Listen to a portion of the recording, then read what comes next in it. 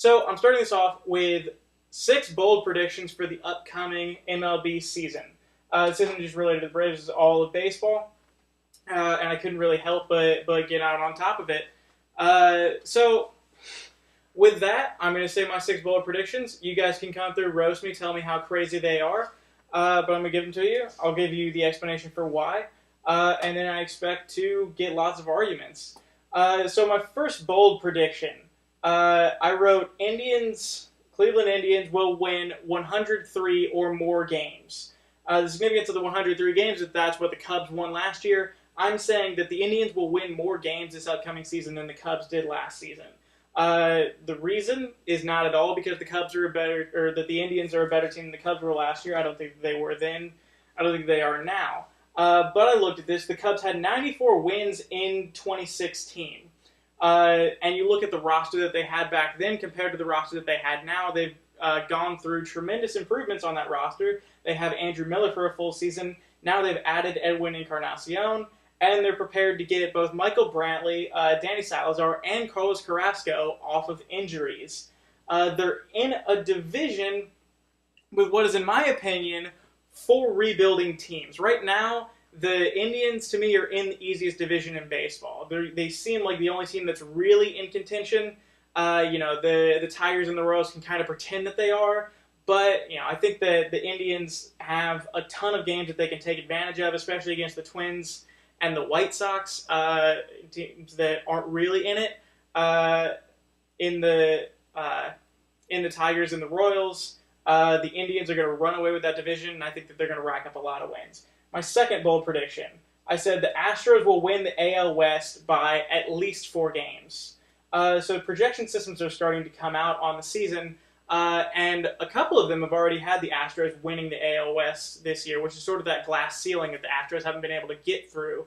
So I'm not the only one that said this, but I took a look at this because I felt like this after looking at the offseason moves. Because I felt like the Rangers, although this changed a little bit, but I felt like they acted content this offseason. They didn't really do that much. They mostly let their roster sit, despite some losses. And Ian Desmond, and Prince Fielder as well. They added Mike Napoli, which was a good addition. That sort of plugged a little bit of a hole at first base. Other than Napoli, their biggest additions were Andrew Cashner and Tyson Ross, 2 pitchers that have battled injuries a lot. I foresee injuries to that rotation. That's an old rotation. Cashner, Ross, and then you've got Yu Darvish, who's not super old, but has battled injuries. Cole Hamels, who was 33 years old. I foresee underwhelming performances from a couple guys on that team that the Rangers are really relying on. I think there's a high chance of underwhelming performances coming from Joey Gallo, Carlos Gomez. You never know what you're going to get out of him. Chen-Su Chu, I think, is 34 years old. And then as well, if things are going poorly, I wouldn't stake much on Elvis Andrus or Jonathan LaCroix. Those are 2 other players that I would have a lot of nerves about if I were the Rangers. Couple that with the Astros. They had the 15th best offense in the league last year, and that was really underwhelming for them. What additions did they make? They added Josh Reddick, they added Carlos Beltran, they added Brian McCann. That's about 70 home runs that they added, not to mention big improvements. Beltran almost hit 300 last year. So those are their offensive additions. I foresee improvements from Carlos Correa, who had an underwhelming season, particularly in terms of power. Alex Bregman, who only had a half season to get acclimated. I honestly have seen improvements every single year from Jose Altuve. I would not be the slightest bit shocked at all to see more from Altuve again this year. First base, they can't really get worse at, so I don't know exactly who it's going to be. It could be, Gaddis, Beltran, not Beltran, McCann. And then they've got those, 3 guys in Singleton and those 2 other big guys. I'm blanking on the names. But I foresee improvements from almost across the board offensively. Look at the rotation. I think that Keuchel and McCullers will have better seasons. They have a very good farm system with 3 high-end pitchers in it that gives them a lot of ability to make a big trade if they need to, if they want to add to their rotation.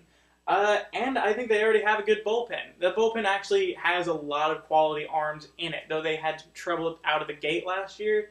It's a good bullpen. So my third prediction.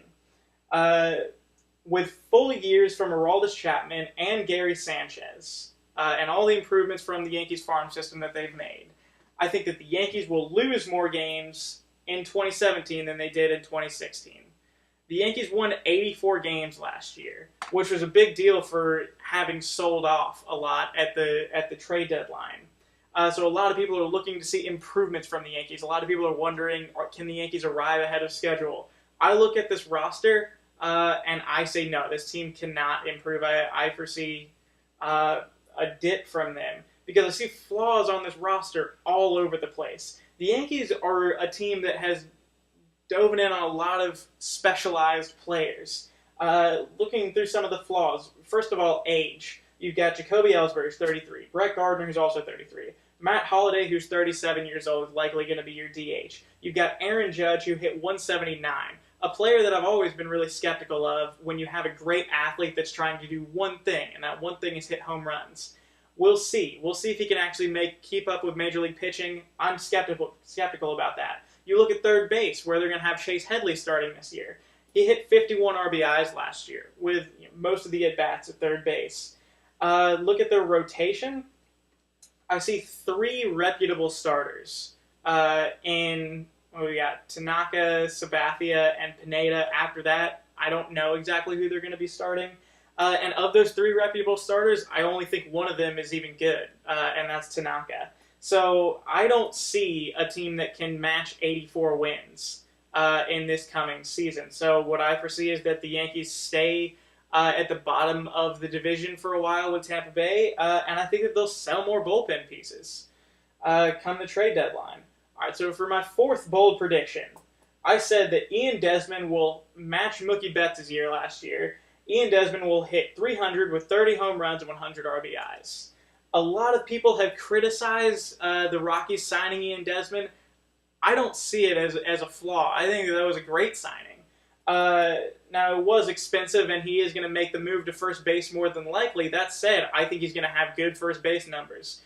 The reason is not because Ian Desmond is a god or he's going to tap into a new level or anything. It's Coors Field. Coors Field is an absurdly flawed field. I think that they shouldn't be allowed.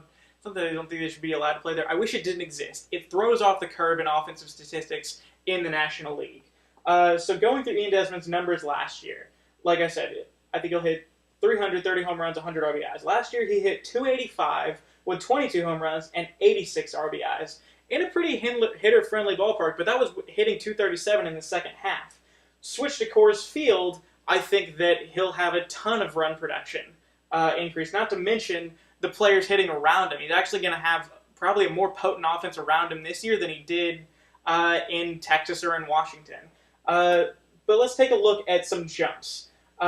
Justin Morneau in 2009 with Minnesota hit 259, 17 home runs, 77 RBIs. In 2010, he hit 319 with 17 home runs and 82 RBIs. So that's about a 50-point increase in average and a 7-point increase in RBIs. Carlos Gonzalez in 2008 in Oakland hit 242 with 4 home runs and 26 RBIs in about the same amounts that he got in 2009, where he hit 284 with 13 home runs and 29 RBIs. Couple that with 2010 when he had a year to get used to Coors Field, and then he hits 336 with 34 home runs and 117 RBIs. He wins the batting title. I'm going to go even further. Michael Kadire hit 284 with 20 home runs, 70 RBIs in 2011. He was hurt in 2012. In 2013, he hits 331, 20 home runs, 84 RBIs. A 14-point jump in RBIs and a 50-point jump in average. He wins the batting title. And then Trevor Story. Trevor Story in Asheville. And Asheville is one of the best hitters ballparks in the country. Hit 12 home runs in 130 at-bats in Asheville. Again, a tremendous hitter's ballpark. Last year, he gets to Coors Field. He hits 27 home runs in 97 at-bats. 12 home runs to 130 at-bats, 27 home runs to 97 at-bats. Coors Field is ridiculous. It will help Ian Desmond out monumentally. He will have a tremendous statistical year. I highly recommend getting him in your fantasy league. My fifth bold prediction is that Chris Sale will have an ERA above 4 in Boston. And I will say that he will not start Game 1 of the playoffs because I think it's a guarantee that they will win the AL East. There's a learning curve to Boston. I'll look at some of the other pitchers, but first of all, it's a very hitters-friendly ballpark with a lot of weird dimensions. I've been to Fenway. I've lived around Fenway. It's a weird place. It looks like it's an ironic baseball park. It doesn't look like a serious baseball stadium. It looks like something that, and again, it was made over 100 years ago, that someone said, wouldn't it be funny if we put it here? So in the first year of Boston, getting acclimated to the learning curve in Boston, David Price had a 1.54 spike in his ERA. That was just last year, and that's coming off a Cy Young caliber season. Rick Porcello, in his first year in Boston, had a 1.49 spike in his ERA. In his second year, he wins the Cy Young. Craig Kimbrell last year had a 0.82 spike in his ERA. Kimbrell has had basically a 2-year sort of fall off to where he's just an average pitcher now. If you compare that to Atlanta to Boston, it would have been a tremendous drop.